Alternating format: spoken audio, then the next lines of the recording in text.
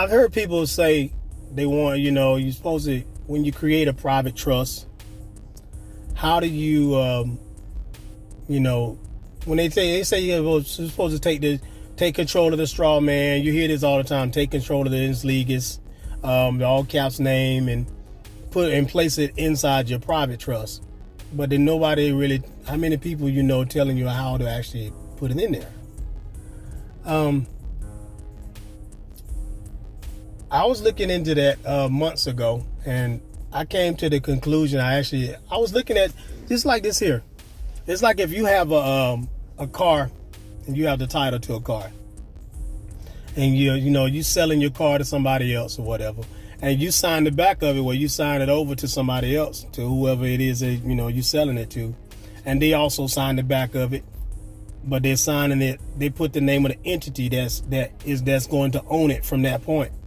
And whether it's their straw man, their LLC, or whatever, I did that recently. I did that like about a year, sometime last year.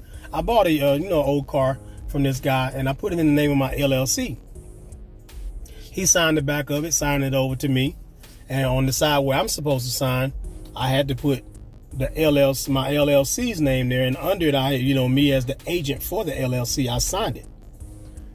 So from that point, now I was able to use that to go and get that car registered in the name of the LLC, because now that LLC owns it. Same thing goes on. Keep in mind, that's a certificate of title. And I treated the certificate of live birth the same way I did any other title, any other certificate. And so I created a grant deed. You create, you put the description of the property, the certificate being the property. Put the information on there, the file number and stuff like that on there. And put a little description on there, and you sign it over from the straw man to the trust. And from that point, I went and had it all notarized, and I went in and I recorded it in the county recorder's office. So once you do that, now you get a certified copy of that record, and it's certified as prima facie evidence that the trust actually owns that property. Same thing with anything else you choose to put in the trust name, the name of the trust. So just in case you did not, most people not knowing how to actually move, property from one entity to another. You can do a grant deed or a quitclaim deed. One of the two. If somebody knows another way to do it, that's totally, feel free to share that. But that's the way I saw it. That's the way I did mine. So, I don't have it in the car with me. But I took it out of there. And once I did that, I got a certified copy of that. Of course, I did my UCC 1, but I also went and did a UCC 3 to add that as collateral to my UCC, by, taking a certified copy of that record. Not just a copy of the record, but a certified copy of that record. And you record that into the county recorder's office. On the whatever website in your state where you actually file your UCC 1s, UCC 3s, if you didn't do it from the start before you did the UCC 1, then you can do a UCC 3 and add it. That's an amendment where you can add property to the original UCC. And that's exactly what I did. And you record it. And now it's on the record that you actually, the trust is the trust, your private trust is the entity that owns that certificate of trust. That certificate, the straw man, the certificate of live birth. And I actually had it authenticated all the way to the federal level. Not sure if that's really necessary now, but I had already did it before I had already authenticated it before I actually did that. So before I came to that conclusion about whether or not it should be authenticated all the way to the federal level, I'd already did it.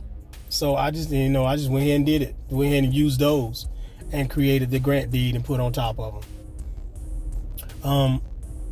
I looked into this thing also. It's called, what they call that damn thing? Transfer to Minors Act. You might want to look into that in your state. I kind of implemented that process as well with that situation. So you might want to look into that. Transfer to Minors Act. They call it different things in different states. So that's something that you might want to look into, that type of stuff. So I implemented that process when you're according to the state statutes or whatever. Created my grant deed, put it all together, recorded in the county recorder's office. Now I got a certified copy of it, and I recorded filed it as an attachment to my UCC 3. So don't know if y'all, how many of y'all have done that, or did it a different way. Feel free to share how you did yours. That's fine, but that's what I did. I don't have a problem sharing some of the stuff I do. I already know once this is a kill shot. Once this is a proven kill shot, I'll be mindful about how I expose what I'm saying on the internet, and I'll move differently, because once it's proven, and I get my son back, and I will get my son back. Once I get him back, get the remedy using what I'm doing with my trust and all the other filings that I've done. Because I've done the trust, I've done, the UCC 1, UCC 3, put all the collateral in there. Let's see, and everything I'm about to name, the following is what I put in there as the collateral. I did a trade name registration for my name. I did trade name registrations for my son. I did a birth announcement for my son. I did of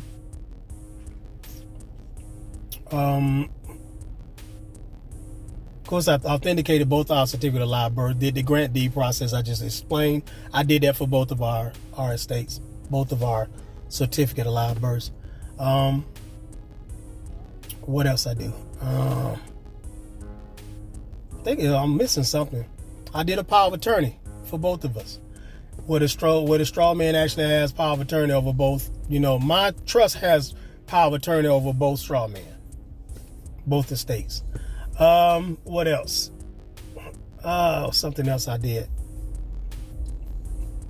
Right when I get a brain freeze, I'm thinking about other stuff at the same time. I'm gonna pause for a second. It'll come to me.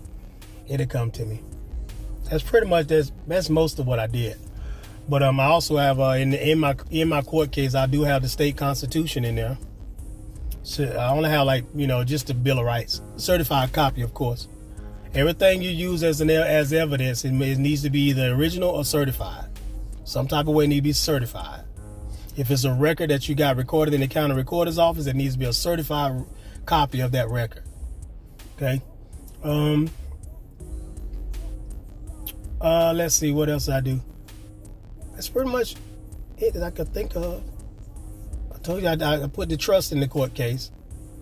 I actually put the certificate of trust in there too, but I went back and put the trust itself in there too, because my whole trust is all about it's basically get around bringing to my son. You're able to create as many trusts as you want. You're not limited to one trust. You can create many trusts, but that specific trust that I'm talking about that I created, my first trust was a trust that I created for my court case. So there's nothing in that trust that that I don't mind being public. So, but anytime you put a trust in a court case, anything you file on a court case, you got to realize it's going to be it's public record.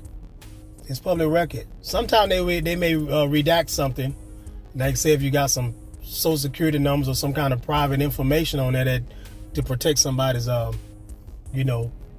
so to protect someone, they'll something that's too sensitive, they'll redact it out of the probably put markings over it or whatever, so it won't be public record for people to just see it.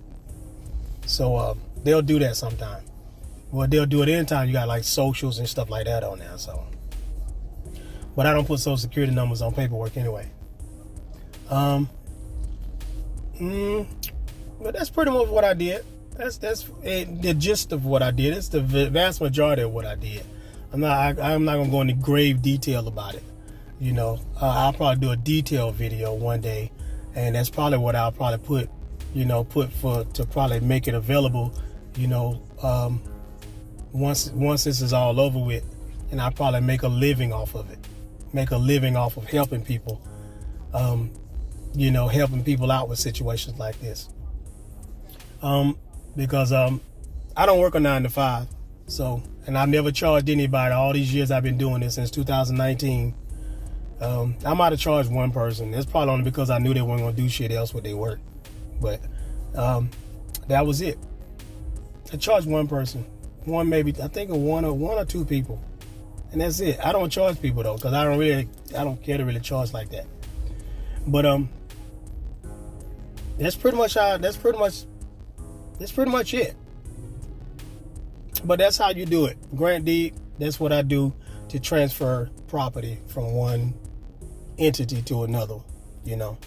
So I thought I'd make this quick video so you understand what do they mean by move your straw man into your trust.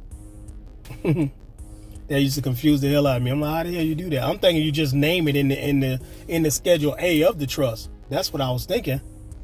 I'm like, it didn't add up. Something about it didn't add up for me. So I knew to look a little deeper, because it didn't seem like that would add up like that. You can't just name something in there and that's it. You can, I don't know, but you got to have proof that the trust actually owns it.